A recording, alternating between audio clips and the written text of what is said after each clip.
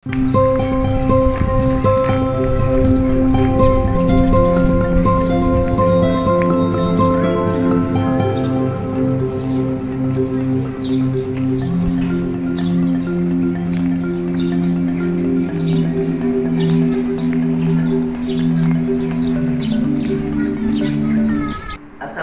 warahmatullahi wabarakatuh. Halo sahabat Gokepri. Kali ini saya berada di SMA 5 Batam.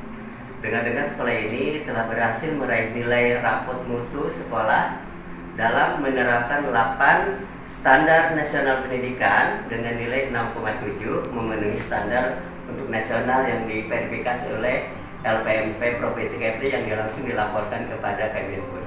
Nah, lebih lanjut lagi, saya ingin mewawancari, samping saya adalah Kepala Sekolah SMA 5 Batam, Bapak Dr.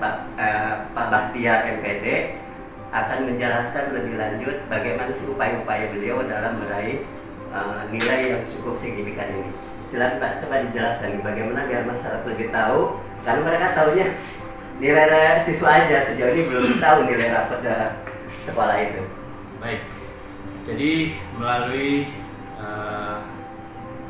penjaminan mutu pendidikan nasional yang di bawah naungan Direktorat Jenderal PAUD Dasar dan Menengah Kementerian Pendidikan Nasional itu, setiap sekolah itu memiliki rapor mutu. Ya. Dan rapor mutu itu sudah dikeluarkan sejak tahun 2016. Nah, sejak itu ketika selama saya berada di SMA 5, itu kategori standar nasional pendidikan. Dan ini jaminan kepercayaan masyarakat juga Pak ya? Ya, standar. Nah Pak, langkah-langkah selanjutnya untuk 2020 ini apa yang perlu kita tingkatkan lagi? Ya. Jadi begini, dalam peningkatan mutu pendidikan itu kita berfokus kepada pelayanan. Nah, fokus pelayanan, kita harus memberikan pelayanan prima. Nah, pelayanan itu termasuk yang ke semua itu ya, kita... standar itu tadi, yang 8 standar itu. Standar kelulusan misalnya, pelayanan kita di situ kita fokus kepada kompetensi anak didik kita. Nah, kelulusan anak kita itu gimana gitu. Setiap tahun memang cukup bagus ya. Ya, bagus. Itu dilihat dari apa? Dari masuk ke perguruan tinggi kah atau nilai UN-nya Pak, gimana? Yang pertama rata-rata nilai UN kita ada peningkatan setiap tahun. Kemudian jumlah anak-anak yang lulus SNPTN dan SBMPTN juga tinggi. Nah, tahun lalu saja untuk SNPTN itu mencapai 84 orang. 84? Oh, ya. Ke negeri itu Pak ya? Ya, ke negeri. Itu pun di universitas, termasuk universitas top 10 itu. SNPTN yang undang. Iya, jadi masih orang SNPTN dan tembus ke sekolah top 10 itu tadi. UI kita ada satu, ya kan? Ya, UGM ada, Undip ada, ya kan? Unpad juga ada. Jadi semua lini perguruan tinggi negeri favorit, ya, insya Allah anak kita ada masuk. Minimal 1 atau 2 orang. Itu salah indikator penilaian sampai mencapai hingga mendekati itu. Iya. Itu merupakan bagian dari hasil kompetensi anak kita, hasil kompetensi lulusan itu. Nah, kemudian selain dari ilmu pengetahuan mereka juga ada penilaian terhadap kompetensi sikap, keterampilan. Nah, kita dalam penilaian itu kita memang sudah berada di rank. Tapi indikatornya cukup banyak Pak ya? Ya, indikator yang ada itu sesuai dengan yang ada di dalam rapor itu. Rapor pendidikan itu. Semuanya alhamdulillah dalam penilaiannya yang berdasarkan kuesioner yang diisi oleh sekolah itu banyak sekali kuesionernya. Ada kurang lebih 700 item begitu. Gebrakan 2020 apa nih Pak untuk mendapatkan bisa ring ke-7 gitu kan? Kita kan tinggal beberapa digit lagi, 0, sekian nih Pak. Ya, artinya kita sudah maksimum ya. Nah, artinya minimal kita bisa mempertahankannya. Lalu kita juga harus mencapai nilai di atas itu lagi. Dan nilai tertinggi memang 7, dan kita sudah ada di poin, contohnya di sini standar kompetensi lulusan kita itu 6,98 dari puncak. Ya kan? Di sini standar isi kita mencapai 689. Artinya memang ini mempertahankan prestasi aja Pak. Iya, mempertahankan. Kalaupun bisa mungkin ke ring 7 itu udah sempurna banget. Kalau ada nilai 7 semua baru sempurna banget. Tapi ya tidak ada yang sempurna. Ya, betul. Oke, mungkin untuk menunjang dunia mempertahankan ini ada nggak mungkin saran-saran Bapak kepada orang tua khususnya ya dalam mewujudkan 8 standar pendidikan ini biar tetap stabil. Pada prinsipnya sekolah memiliki kebijakan. Yang pertama itu kebijakan bagaimana standar isi kita terapkan di sekolah.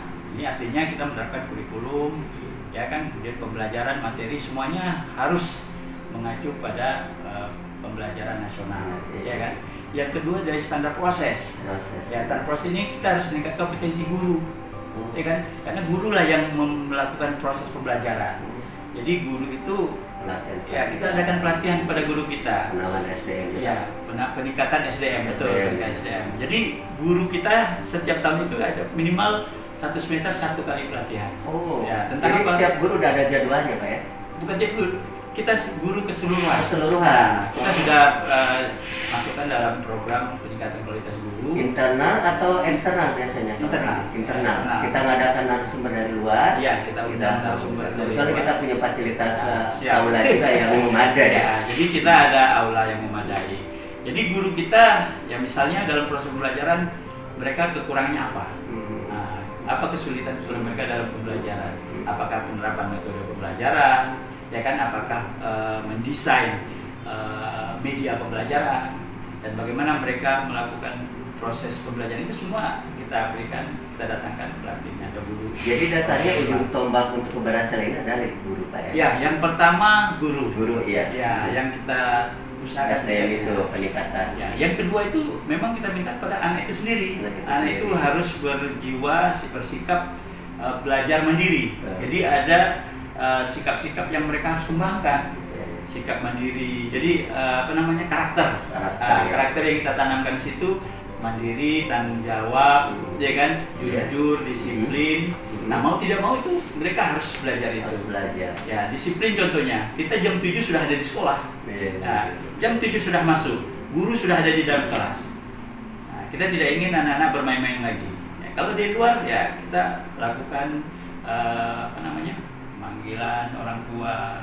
Kenapa dia terlambat 1 kali, 2 kali, ya. Itu kita minta kepada orang tua juga harus mendukung anaknya. Nah, kalau mungkin kelengkapan sarana kayak ya itu. Jadi dari siswa, guru. Nah, kemudian kita pikirkan tentang unsur penunjang. Nah, terus terang saja unsur penunjang pembelajaran sekolah kita itu kan labor, ya kan, labor IPA, fisika, semua kita sudah komplit. Nah, sekarang tinggal bagaimana kita maintain sarana yang sudah ada. Ya, media pembelajaran sudah cukup banyak dibantu oleh Dinas Pendidikan Provinsi. Kita alhamdulillah sangat mensupport dan mendukung kita, ya. Mulai dari media pembelajaran seperti alat perlengkapan IPA, bahkan ada labor IPS hanya kita yang dapat. Satu-satunya Provinsi Kepri yang kita dapat labor IPS ada juga. Dapat bahasa atau labor IPS. Makanya kita alhamdulillah dapat dukungan dari Dinas Pendidikan Provinsi itu 2017 itu ya, kita dapat bantuan labor IPS karena ada guru kita, guru geografi yang mengusulkan supaya di sekolah kita ada labor IPS. Akhirnya dicari perlengkapan semua, alhamdulillah dapat. Terakhir mungkin Pak, harapan Bapak dengan rapot mutu 2019-2020 mungkin dari Kemendikbud setakannya lebih ada perubahan gitu, signifikan kenaikannya ini. Mungkin harapannya seperti itu ke depan. Harapan kita sekolah kita ini hendaknya dapat terus menjadi pusat pembelajaran yang baik dengan menyajikan materi atau pembelajaran yang berkualitas, gitu ya. Dan juga alhamdulillah kita setiap tahun itu memang animo masyarakat ingin masuk Cimahi itu tinggi, ya kan? Sehingga ya kewalahan juga kita kayaknya. Kampung kita yang terbatas, sarana peraturan kita terbatas. Jadi harapan saya itu ya kita dapat dukungan dari pemerintah, masyarakat maupun stakeholder lainnya ya untuk meningkatkan sarana prasarana sekolah. Pemerintah juga memberikan istilah kepercayaan kita beberapa kali ya. Iya. Sega literasi kita. Ya. Dalam perjalanan sekolah kita selama 6 tahun ini, sekolah kita itu tahun 2016, 2017 itu kita dapat sebutan sekolah literasi. Nah, waktu itu hanya 2 sekolah dari Kepri. Oh, kita pencanangannya di sini ya. Sebagai pilot proyeknya. Ya, waktu itu 2016-2017.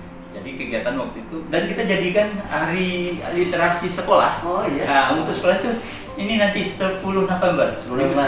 Kita ngadakan lomba-lomba. Iya, jadi dalam hari literasi itu ada 1 minggu kita pakai, kita rayakan dengan bersama anak-anak bahwa kita belajar bagaimana meningkatkan tingkat literasi, pemahaman literasi anak-anak. Ada lomba baca puisi, mengarang, novel, kemudian lomba lain-lainnya yang berhubungan dengan literasi. Kemudian penampilan festival festival literasi juga disebut dengan menampilkan karya-karya mereka yang berhubungan dengan literasi. Itu yang kita tetapkan tanggal 10 November sebagai hari literasi sekolah. Saya akan lihat nanti. Ini karena COVID nggak tahu kita itu tiap tahun kita adakan. Kemudian sarana lain itu memang kita lagi mencanangkan, kita akan ada satu konsep baru yang saya sedang buat bersama teman-teman, itu New SMA 5 nanti. New SMA 5 itu terpulang pada apakah ada dana atau tidak. Nanti akan saya tunjukkan juga. Karena ada pandemi, ada New SMA 5. Berarti ada perubahan ya? Ada perubahan. Jadi insya Allah tahun 2020 ini kita lagi siapkan rancangan New SMA 5. SMA 5 kedepannya bagaimana ada perubahan yang signifikan. Itu luar biasa. Oke, sahabat GoCapri, itulah bincang-bincang kami dengan Bapak Bahtiar, Kepala Sekolah SMA 5 Batam. Mudah-mudahan bermanfaat apa yang kita bicarakan ini dan menjadikan referensi bagi kita semua. Oke, terima kasih atas perhatiannya. Kita jumpa lagi dalam kesempatan yang sama, mungkin dalam kesempatan dengan sekolah yang berbeda. Ciao, dadah.